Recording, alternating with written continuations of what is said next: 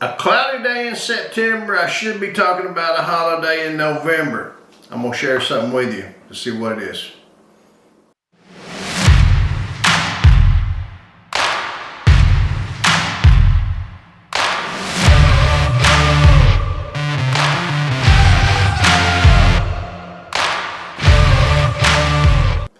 Welcome to the Hideout today, and today we're going to talk about something I enjoy talking about, a 1911 pistol. But before I get any further, I got to go thank you to somebody. You know, I had a subscriber, an asshole a few months ago said he would love to subscribe to my channel, but he will not, because when I asked him to subscribe, he just turned him off. And I'm like, okay, prick, whatever. Well, then, lo and behold, I look later and here's another young person out there, or a guy or gal or whoever, another subscriber. I'm assuming you're younger than me, maybe not. He said, you know what? I'm going to subscribe to your channel just because this guy's being a dick. I went to talk to him about, I appreciate him subscribing, but you can't use some words on YouTube because they get your panties in a wad. I can't find him to respond. Listen, dude, whoever you were who subscribed just because this one asshole was out there, man, that shit happens all the time, but I appreciate you standing up and manning up and clicking subscribe. I appreciate every subscriber. If you have not subscribed, listen to this, dick. Please subscribe to the channel. I really don't give a shit what your opinion is. I'm asking kind, nice people to subscribe to the channel if they like to. Click like when you do, and if you don't, tell me about it. Be nice about it. You don't have to be an ass, and most likely you're being an ass because you're on the other side of the camera and you know I'm not going to come beat your ass. So, given the opportunity, click subscribe. Click the ringy dingy, check us out at SGT 1911, and we'll all have a big time. If you don't want to have a big time, get the hell out of here. So, let's talk about a 1911 pistol. Now, I was going to make a pun, but I started to think, I don't want to offend anybody. But when we started this video, I said I'm talking about a day in November because I didn't want to offend anybody, but now that I'm getting started, I don't give a shit whether I offend you or not. This is a November 1911. It's made in Turkey. Goober Gobber holiday. Go, go, go, go. Made in Turkey. I hope you guys had fun with that. So if it offends you, do freaking bad. I don't care. Cheap ass 1911 is what it is. It's what I'm going to call cheap ass 1911. You want to call it budget, you call it budget. If you want to be politically correct, you want to call it affordable, you call it whatever you want. I'm calling it a cheap ass 1911. Key here is it's affordable, it's a 1911, hell, and that's about all it is. I don't know if it'll shoot. I bought it 15 years ago at a gun store, laying there with the new pistols, but I looked at it and went, that's a 1911 pistol, brand new for under $500. It's not a Rock Island. It's called a Zig M1911. It's made by Tisas, which is an abbreviation of some big long ass Turkish word that I can't even pronounce. Wait till Thanksgiving, maybe I'll freaking understand it between the gobble gobble gobble. That's probably what it'll sound like. It's got a little bit of weight to it, which most of you guys will know. I like my 1911s to be made out of metal so I can beat your ass with it if I run out of anything else. It's just a standard GI model. There's nothing there. It's got some serrations on the back of the pistol. You see back here, there's none in the front. It's 5-inch barrel. Low GI sights. Look at that little old bitty ass hammer on the back. I mean, this is a copy of a 1911 A1. It does not have a memory bump on it. It does come out significantly, but there is no memory bump. It's a solid trigger. I'm not going to call that long, and I'm not going to call it short. I'm going to call it a a medium length trigger. It does have that rounded trigger guard on it that I do like. But even the magazine, I mean, even the freaking magazine got the little plastic shit on the bottom of it hanging out the back. That just adds more ugliness to the damn thing to me. That's right, you're hearing me bash a 1911 because there's only one other 1911 in this world that I've run up on that I find is less than this. Right now it's on sale for $300. When they get it down to $100, I'll buy it just to share it with you. I told them that last week. You decide that nobody else is going to sell, buy the damn thing. They call it their curse. They can't get rid of some bitch. I'll buy the curse when they get it down just so I can share it with you. Some things just aren't worth a damn. Now I'm probably going to get some criticism because I'm bashing this thing so bad. And once again, I don't give a damn. My give a damn's busted, ain't that a song? It's got rounded out kind of mainstring housing in the back with some, not checkering, with some striping on it. It's got nothing in the front. The magazine release is freaking 20 pounds. You just damn near all I can do to do it. You better have some strength in your finger. That can be fixed. The slide is extremely strong spring on it. Is that bad? No, not necessarily. It's going to help the pelvic slam. It'll force shit to go forward if it's strong enough to get it back. Is it going to fire? I don't know. I mean, it's not. Let's look at the trigger pull on it. It's going to have one of the worst trigger pulls that you can get. You know, I'll say this. If you're wanting to build your own, there's a couple different ways you can do it. You can go online and you can go to places like Midway, Brownells, and buy a slide and a receiver.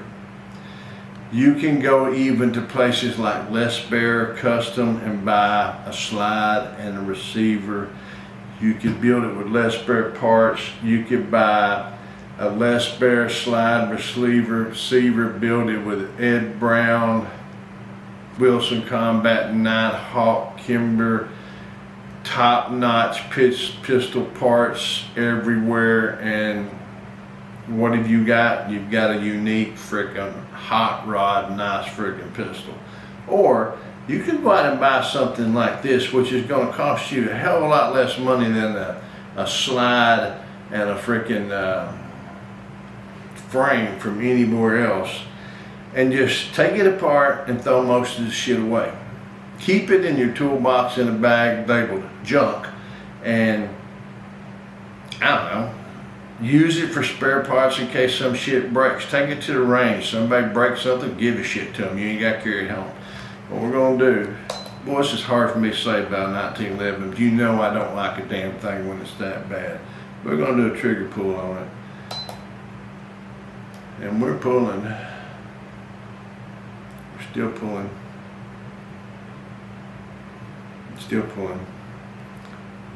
I'll tell you what we're going to have to do though. I'm going to have to get a better grip. Remember he said it.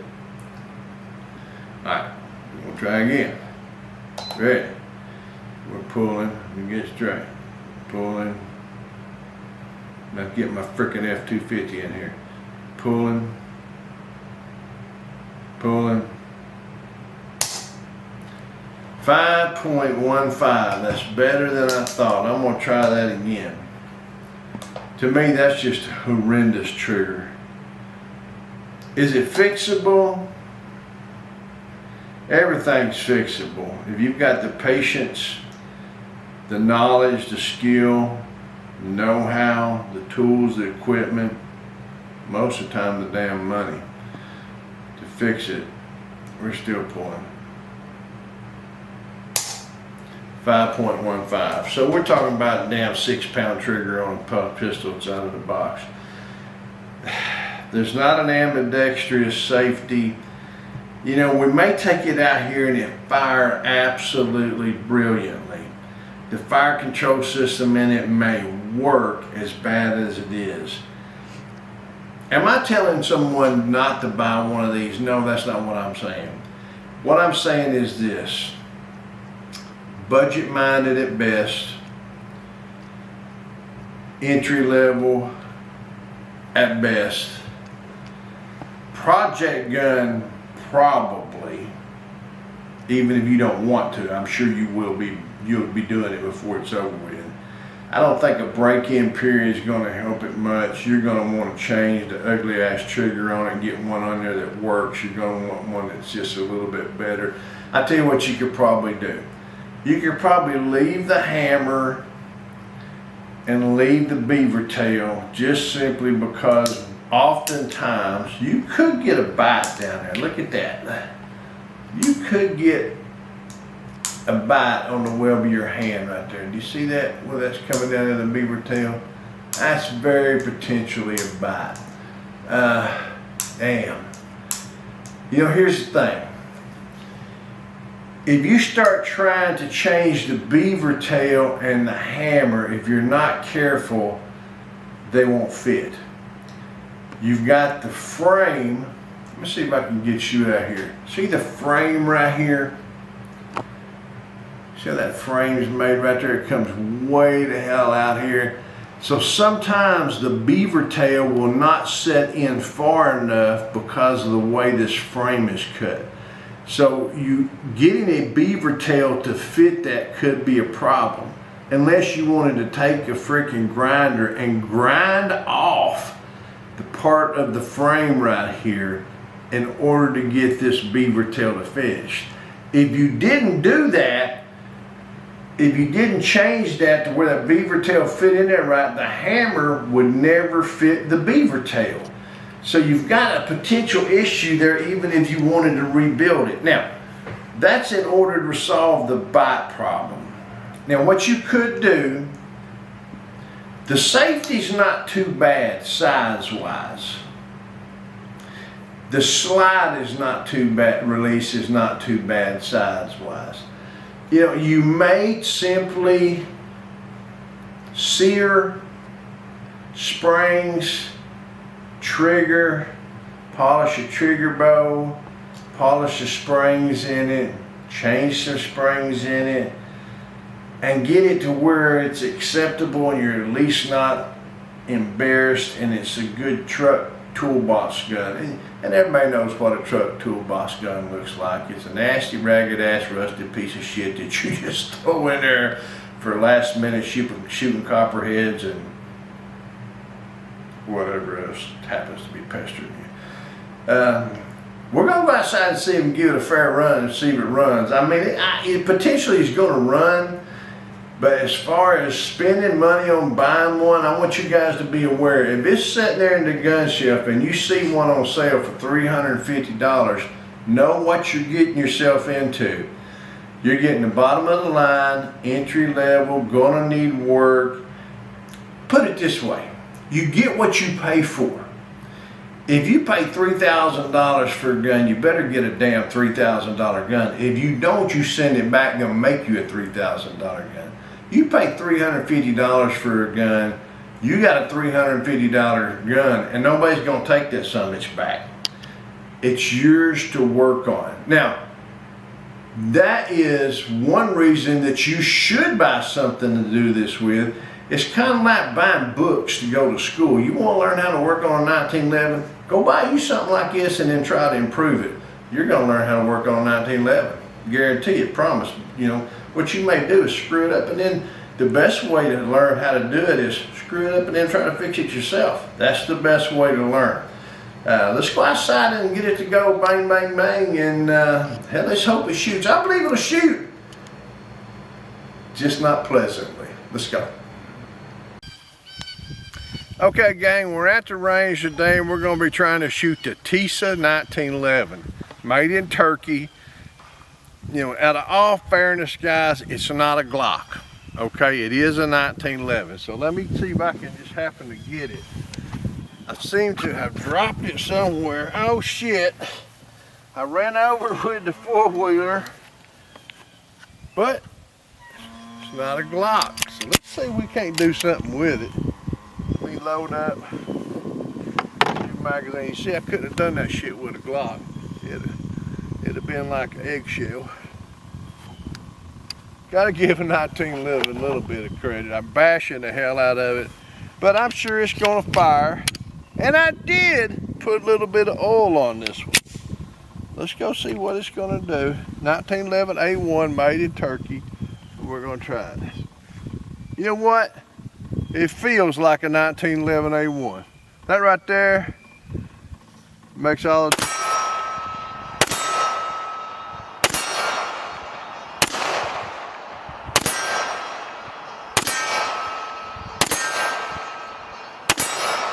look at there, ran empty, just like a sewing machine. Now to get the magazine out,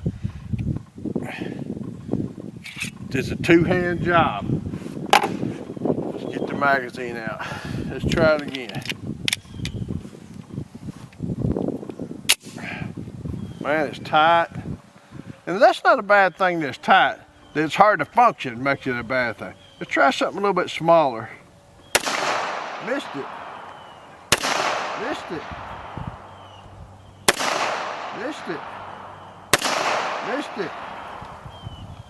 I finally hit that plate.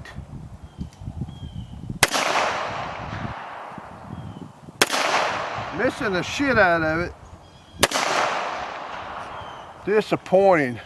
I don't know if you got that on camera, but at 30 yards, I couldn't hit the gong. So I mean, it's just not accurate. I mean, what can I say? You know, I hate to bash one of these things, but I always want to give you my honest opinion. I spent my money on it, and I'm disappointed. I'm not going to tell you and ask you and tell you you're going to get your money's worth when you buy one of these, because you're not. I'm going to tell you honestly. If you want a project gun, this is where you need to start. If you're buying one for a family member, buy them one of these. Don't waste your money. And tell them it's a project gun. They can spend their own money trying to make it what they want. Kind of like buying that, you know, subscription to something. Oh, I bought you a subscription for the first month. The next 11 months are yours. You know, it is what it is. It's an entry level. No, it's not even that. It's a budget,